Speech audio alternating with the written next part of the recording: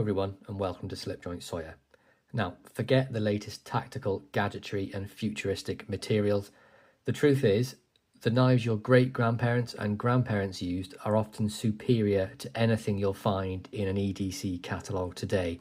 Now, I think these knives are far superior to these modern knives I have on the right-hand side here. And we're about to unveil why the classic designs honed over generations still reign supreme in utility and enduring appeal, proving that sometimes old school, and I mean it, truly is much better than some of the way that newer things are going along. Now, I understand there's going to be many people watching this that love modern knives and they're going to tell me the same thing, and there's also going to be a load of people that are agreeing with me that love traditional knives for maybe some of the reasons why I love them. And I'm just going to go over the three best reasons for me why I love traditional over modern. Now, with traditional knives, you get that nostalgic feeling when you're using them, whether it's just carrying them, using them every day. Maybe you carry your father or your grandfather's knife, or a knife like they would have carried. For me, I do have one of those knives. I'm very lucky to have one, but the nostalgia really does just do it for me with these knives, that the history of it. Like, I'm carrying a knife that, especially if I buy an older knife, that someone would have loved in their day-to-day sort of going about their job and their life, and they'd have looked after that knife and cared for it, and it would have lasted their entire life. They would have only had the one, no super steels, nothing fancy, just a bog standard carbon steel or maybe a stainless steel if it was a bit later on down the line, and they'd have made that last their entire life. And if it would have worn down or used out, they'd just bought another one, but they wouldn't be having loads of different knives to do different bits and pieces. Now, some of the things with that nostalgia is the looks of them. So you've got the Buck 112 here. The look of this hasn't changed really at all in the last sort of 30, 40, 50 years since it's been about. Now, it did originally have flat bolsters and they've chamfered them, but the shape has not changed. And this is the bog standard one with the brass bolsters. This is the ebony wood with the 420 HC steel. Now, the steel has changed slightly over the years. They used a 440, a 425, I'm pretty sure, and then they went to 420 HC, which has remained since the early 90s. I believe it was 92 they changed that.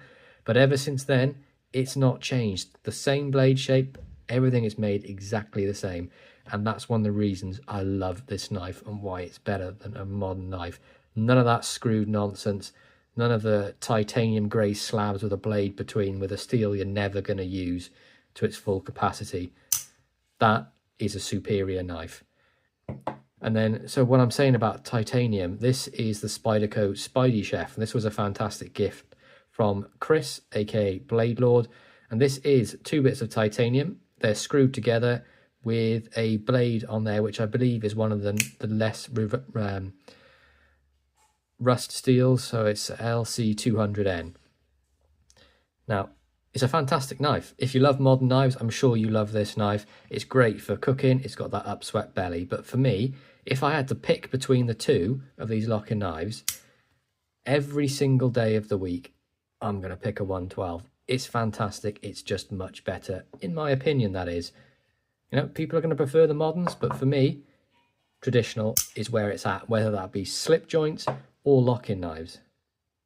And that brings me on nicely to my next point. Now, these knives have all stood the test of time. They have not really changed. This is a Stockman knife. Yes, they may have a serpentine shape or a sow belly shape, but the pattern of them or the design really hasn't changed. It's 3 blades, traditionally a spay blade, a sheep's foot and a clip point on 2 spring design with brass liners, bolsters either end, and some sort of material as the handle. For me, aesthetically, this is beautiful. Now, this is a Rogers, Joseph Rogers. You can see the star and the Maltese cross. And this one is in carbon steel. And it's probably something like a C70 carbon steel. So a very basic carbon steel, but it's very easy to maintain and look after.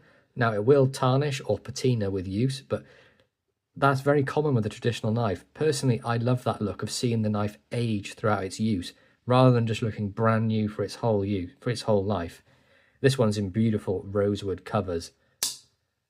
The action on these ones as well is absolutely fantastic. And, you know, you don't really get 3 blades or anything like that. You don't really see a modern take on a Stockman. It always just goes to something like this up here, which is the Spyderco Para 3 or the PM3, whatever you want to call it. And this is in CTS BD1N. Now, I love this knife. This was a gift from Mikey Newman. You can see I've used it. It's scratched a lot.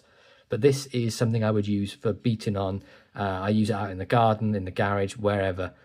But in all honesty, does it get a whole lot of pocket time or sort of enjoyment while it's being used? Not anywhere near as much as the Stockman. And it's a shame, because some of these modern knives are fantastic and they are great knives. But are they something that I want to cherish and carry and look after and keep nice and, you know, and sort of show off? No, I want to show off these things here. Now, this is a Jonathan Crooks Barlow, and this is one I actually rehandled myself in Buffalo, because it just came in sort of a plastic cover material. But this is very traditional nickel silver bolsters. This one does actually have nickel silver liners as well, which is really cool to see. And this has a half stop and a beautiful clip point. And you can see the maker's mark on there, Jonathan Crooks, and it's the sort of flintlock pistol pointing at the heart. Now, you don't see that anymore either, maker's marks like that. Buck, they're all the same anvil. But these Sheffield makers had loads of different makers marks, just a vast array, and it's a shame that so many of them have gone. And it's like this as well here. This is a version of the 112. This is the Slim Pro TRX. Now, the TRX standing for torque screws. Now, a lot of you might think that's an upgrade, but honestly, they use quite a soft steel on these torque screws, and I've nearly rounded off this pivot screw once or twice while trying to clean it out and maintain this knife. And that's really inconvenient, especially when you've got to then try and put a slightly larger bit in there. They're just too soft. And the thumb studs, I think we can all see they're thicker than the covers. I just don't like the way they look. But for a user knife, a lot of people are going to enjoy it. But for me, it's traditional all the way. Not a massive fan of the G10 either, or the pocket clip. It's not really something I enjoy. But this is my sort of personal opinion. Now, that brings me on to my final point of the 3, and that is easy to sharpen or maintain. Now, a lot of these steels on the right can be hard to sharpen or to sort of get back to being sharp once they've gone dull. Now, some of these are more of the basic sort of steels now, like LC200 is not super hard to sharpen, nor is this BD1N, but this is S30V, and with the Paul Boss heat treatment, it can be a bit of a pain to get back to a razor sharp edge, and you're not going to get that with any of these steels on the right.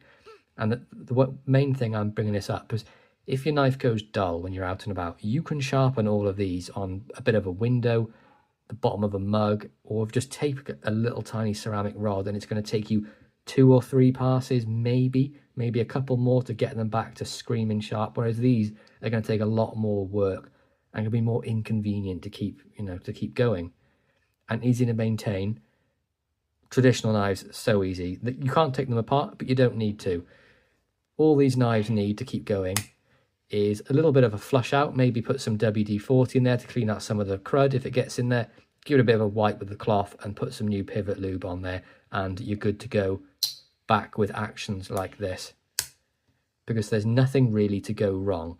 Now, some of the problems I've had with modern knives over the years, we use this one for example, not particularly with this one, I've had other ones that have been a bit of a problem child.